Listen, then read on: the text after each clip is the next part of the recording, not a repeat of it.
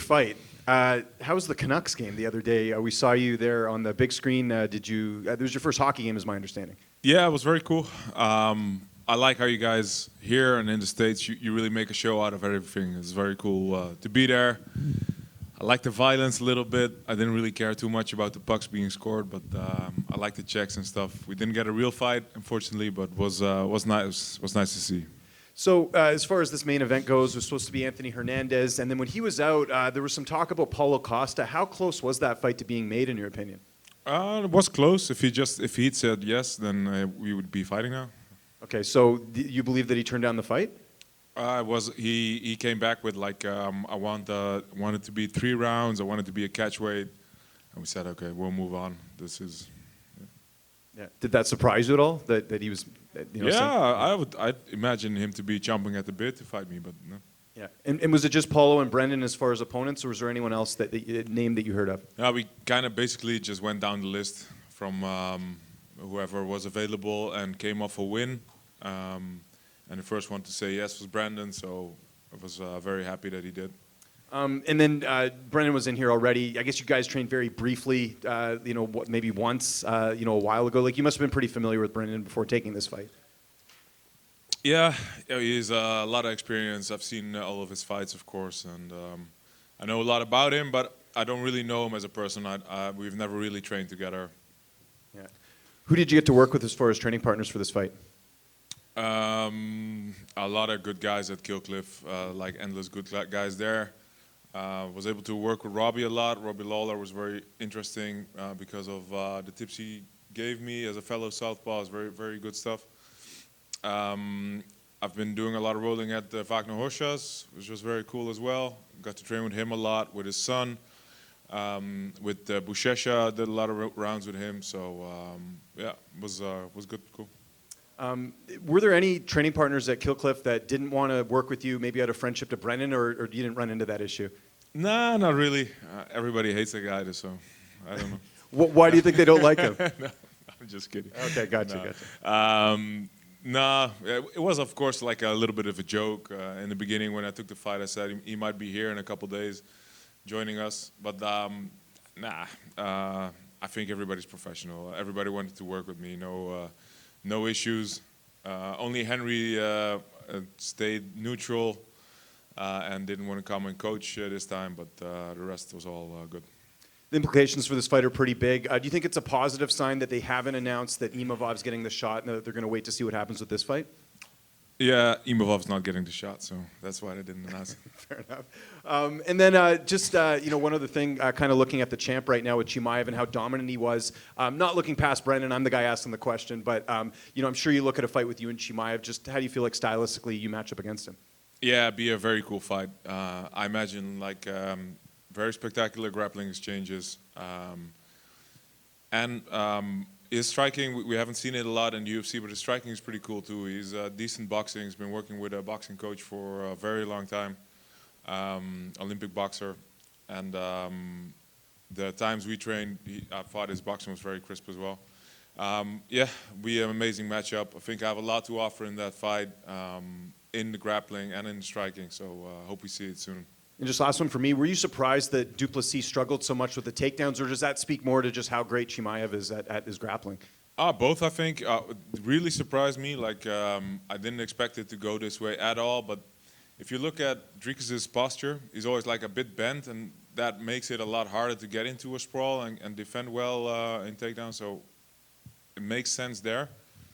But the most surprising thing for me was the amount of control that Hamzat had on the floor. It was crazy. I did not expect him to be that dominant at all.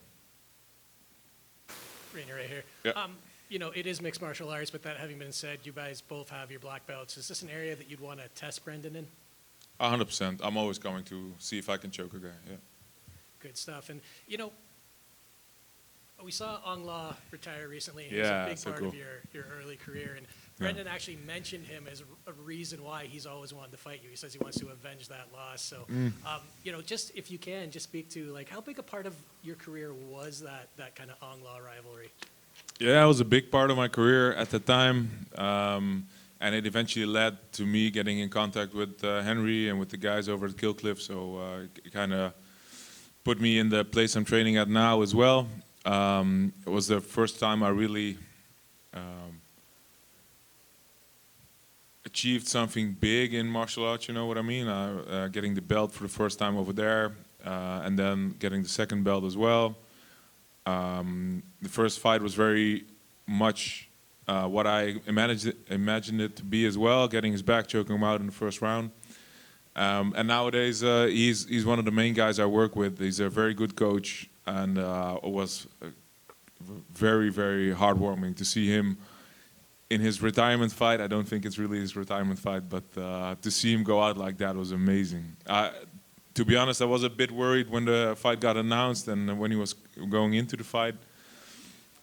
I think he trained like for the fight for like 3 weeks or whatever. It was very late that it came together, but it was so cool to see him like that, man. It was very cool. And you mentioned retirements might not stick in MMA, of course, but you know, we do see a lot of people as they get closer to their 40s or in their 40s in this sport, they wind up on the downside and they wind up retiring. Of course, it's just father time, but you know, you're not the youngest yourself, and yet you seem Don't tell anybody. You seem to have a lot left in the tank. I mean, what do you what do you attribute your success at this point of the game to? One championship saved me by not giving me fights.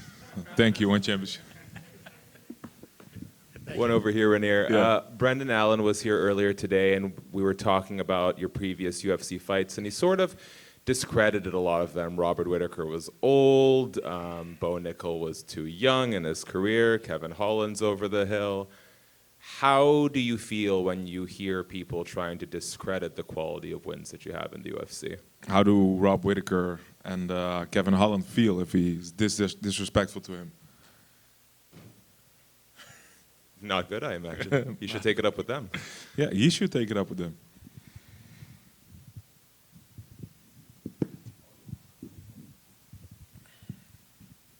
Hello? Okay. Hey, Reinier. How's it going? What's up? So the fight was originally meant to be you versus Fluffy Hernandez. Yeah. How do you feel, I guess, the different skill sets between Allen and Fluffy, given they're both grapplers? What do you see as the main difference as two different opponents? Yeah, so was of course heartbreaking that the fight fell through, that he got hurt, because was very excited for the fight, and it would be a great dress rehearsal for Hamzat, I think Fluffy would have been. But I do hope and I do imagine that we get to rebook that fight soon enough. Like style-wise, they're kind of similar. Both of them box pretty well. Like in boxing range, they strike pretty well. I think Fluffy wrestles a bit better. Brandon's jiu-jitsu is a bit better, I think. They had a very close fight as well. I think the biggest difference is, and that's what showed in their fight as well, Brandon starts very well. His first round is always his best round, and then he tends to fade a little bit. And Fluffy starts a little slow, and he tends to build when the fight goes longer. So when it was still Fluffy, I was very focused on getting my cardio in and focused on that part of the fight. So there was a good base for this camp. And then when opponents changed, I was able to spend some more time on specific techniques for Brandon and recovery as a whole. So to be ready as I am for this fight. Okay. And how, I guess, do you see the fight going on Saturday? Do you see it more staying on the feet, neither of you wanting to go to the floor? You mentioned Brendan has excellent jiu-jitsu. Excellent is a big word, but I definitely want to see if I can get him to the floor as quickly as possible. I'm going to see if I can put a lot of pressure on him. He's going to come out guns blazing, I imagine, because he always does. I think he throws very nice boxing combinations in the pocket in boxing range, and I think maybe he might even shoot, but I think I'll be first to take him down. Okay. Are we going to see those Dutch kickboxing knees again on Saturday night? Yes. Hell yeah. Also, so you seem very confident when you said Imavov is not getting the shot. Do you know something we don't, or are you just very confident you're going to do what you need to do on Saturday night to make sure you are undeniable for Hamzat's next opponent? Both. Okay. Just a couple more.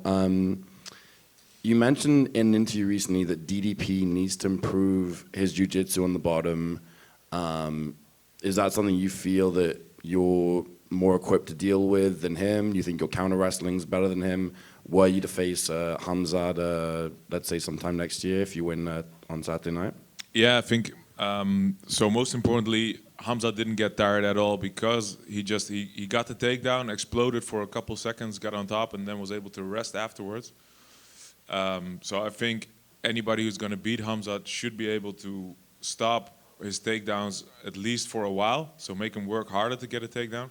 And then anybody who's going to beat Hamza should have a very good guard so that he's not able to rest the moment they get to the floor or the moment he gets chest to back control. The guy who's going to beat him needs to be able to work there and needs to make him tired. And just last question. After your win against Bo Nickel earlier this year, you called out Sean Strickland. Obviously, Sean is suspended until the end of November. Do you still see that fight as on the horizon at some point? Yeah, it'd be very cool. Yeah, he had some personal issues going on, I believe, which prevented the fight. But yeah, I definitely see that fight happening someday soon. Thanks, Reinier. Reinier, over here. Yep. I want to put you on the spot a little bit, man. You mentioned the Dutch kickboxing there. Who would you say is the Dutch combat sports GOAT? You're making a case, you're getting up there, but right now, who would you say is the guy? We have so many great champions through the years. Bas Rutten. But one of the guys I like a lot, I like his style a lot, and I've worked with a lot, is Gegard Mousasi. I love, so if you look back at some of the fights he's had, they've been so good, so cool. It's just a shame that he didn't stick around long enough to get to the UFC title, because I think he would have. Yeah. And would he be an inspiration for you or some other guys maybe that come to mind specifically? More names, more other guys? Yeah. Yesterday I said Stefan Struve because he was in the room, but Alistair is one of those. You know, if you think back of Alistair versus what's the wrestler's name again? Brock Lesnar. Brock Lesnar. That's the craziest fight ever, man. Just roided to the tits, both of them. So cool. With that knee as well. Yeah, we have so many good guys. Even before, like in K1 back in the day, Sam Schild. The list is almost endless. So yeah, I'm very proud to be representing my country. I'm not switching to Canada this time. Yeah, hopefully I'll be part of a new wave as well, because at the moment I'm the only Dutch guy in the UFC. Yusri is joining us, and I hope we'll have a lot more of those Dutch guys coming in soon. Well, last one on that note. What do you think you need to do to be the number one, surpass everybody we just mentioned? Get a belt. All right. Yeah. Keep adding. Keep adding. Yep. Just a quick one. For me, you said that you're not into ice hockey. Recently, you told me that you don't care about football at all, I mean soccer. Yeah. So is there any sport you care about in the terms of watching and enjoying? No, I've watched some documentaries on American football on Netflix before the last fight. That was cool. It looks cool. It's very violent, and with the documentary, there was not a lot of breaks, which is nice. So you can just see the action, and I learned a little bit about what the quarterback does and stuff. That was pretty cool. But if you love fighting, nothing compares, right?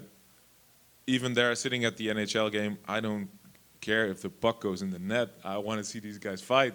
That's way cooler, right? It's way cooler than anything else. It's always, even I like basketball. I like all this stuff to watch, but it doesn't really get close to fighting anytime, I think. It's a job anyway. Hmm? Fighting is a job anyway. Yeah. A job? Yeah, maybe. Yeah.